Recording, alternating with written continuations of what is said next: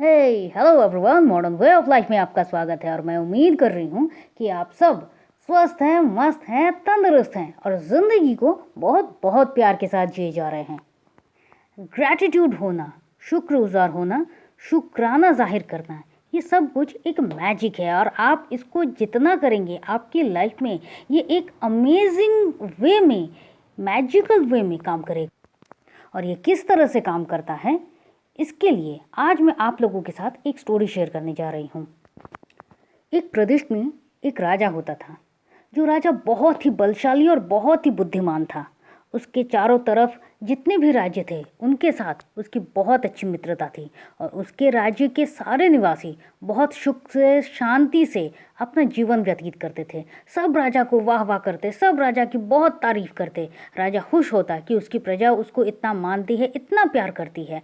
और इन सब को देखकर वो बहुत बहुत खुशी से झूम उठता कि उसके राज्य में चारों तरफ से, हर तरफ से सिर्फ बरकत है और खुशी है। उसी राजा का एक मंत्री था जो उसके बचपन का मित्र भी था। राजा और मंत्री में फिर तो दोस्ती बहुत ही अच्छी होनी थी और थी भी।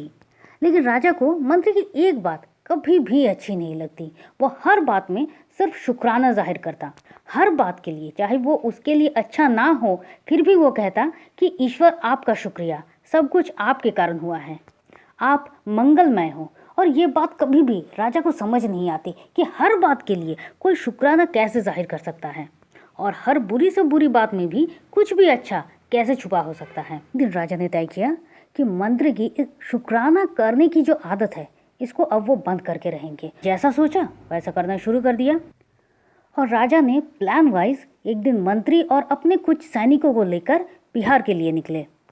और जाते जाते उनको एक बहुत बड़ा ही घना जंगल मिला।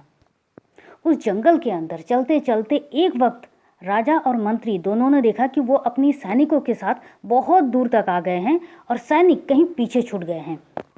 तो उन दोनों ने ये तय किया कि आगे कुछ देर जाकर वो बैठते हैं तो फिर सैनिक उनके पास ज़रूर आ जाएंगे। जैसा सोचा बिल्कुल वैसे ही एक बहुत ही बड़े पेड़ के नीचे वो दोनों विश्राम के लिए बैठ गए। लेकिन राजा के दिमाग में तो कुछ और चल रहा था कि हर बात के लिए जो इंसान इतना शुक्राना कर सकता है, आज उसको मैं बताऊंगा कि हर बात के लिए शुक्राना नहीं किया जाता। तो राजा घूमते घामते एक थोड़ी दूर जाकर उन्होंने देखा कि एक बहुत ही पुराना एक कुआं है। वो गहरा तो है लेकिन उसमें कुछ पानी नहीं है और चारों तरफ से वहाँ पर मिट्टी, पत्थर, कंकर से वो जो कुआं है वो बहुत ज़्यादा ढक गया है। और ये देखकर ही राजा के मन में एक प्लान आ गया। वो वहीं से चिल्लाने लगा और मंत्री को आवाज़ देने लगा, मंत्री मुझे बचाओ, मुझे बचाओ। मंत्री ये सुनकर दौड़ कर गया राजा को बचाने के लिए। लेकिन तभी राजा ने मंत्री को उस कुएं में धक्का दे दिया। जब मंत्री को राजा ने धक्का दिया तब भी मंत्री गिरते गिरते कह रहा है, ईश्वर आपका शुक्रिया, आप मंगलमय हो।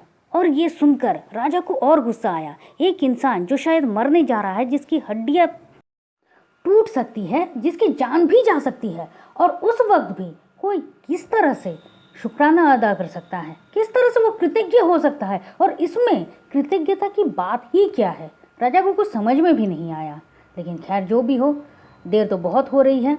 सैनिक भी राजा को खोज नहीं पा रहे थे और राजा को भी अब भूख प्यास लगने लगी थी। इधर अंधेरा भी होने वाला था। तो लेकिन बहुत देर तक चलने पर भी राजा को उनके सैनिक दिखाई नहीं दिए। और तब वो थक कर एक पेड़ के नीचे बैठ गए और जैसे ही बैठ गए चारों तरफ से कुछ डकैतों ने उन पर हमला कर दिया और उसको आँव दिखाना ताव, कुछ बोलने का मौका नहीं दिया और उनको लेकर चले गए बलि देने के लिए।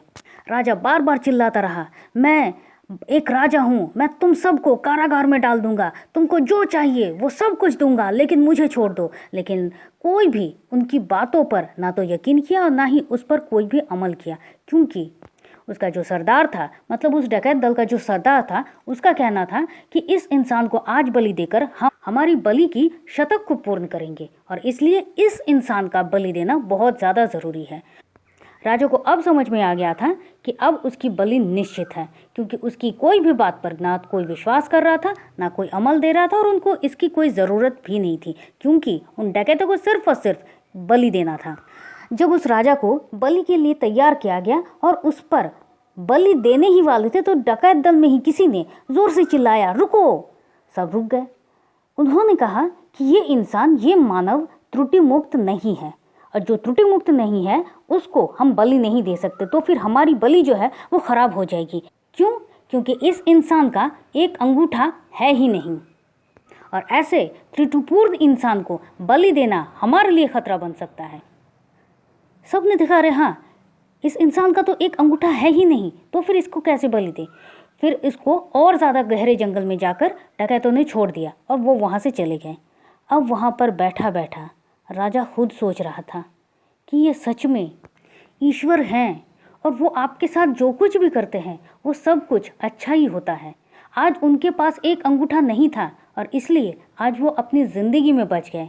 लेकिन तभी उनको याद आया कि उन्होंने मंत्री के साथ क्या किया, और वो बहुत फूट फूट कर रोने लगे। उसी वक्त मंत्री उनके घोड़े के साथ वहाँ पर आ गया।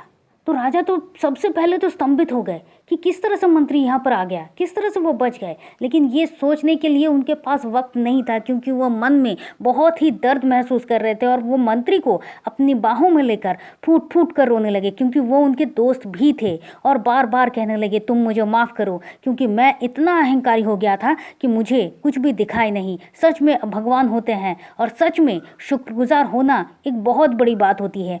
आज देखो, और उन्होंने पूरा का पूरा जो वाक्य है वो सब कुछ मंत्री को कहा, और मंत्री को कहा कि आज भगवान के कारण मेरी ज़िंदगी बच गई।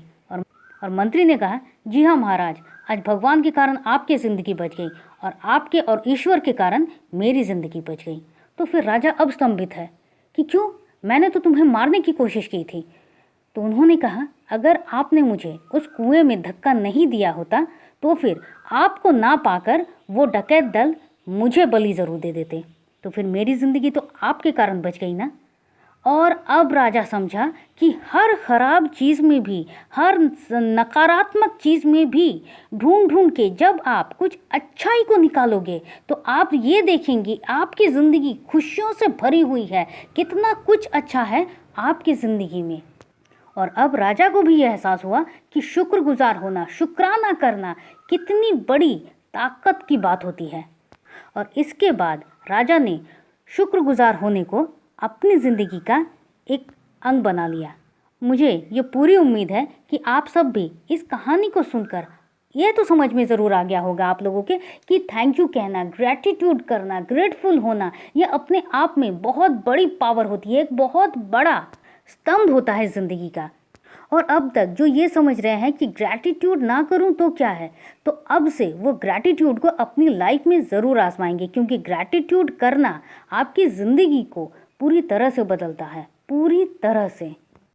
तो चलिए फिर मिलते हैं, और तब तक के लिए खुश रहिए, मस्त रहिए, आबाद रहिए, ग्रैटिट्यूड कीजिए, क्योंकि ज़िंदगी जीने का तरीका बस यही तो है। Thank you and thank you.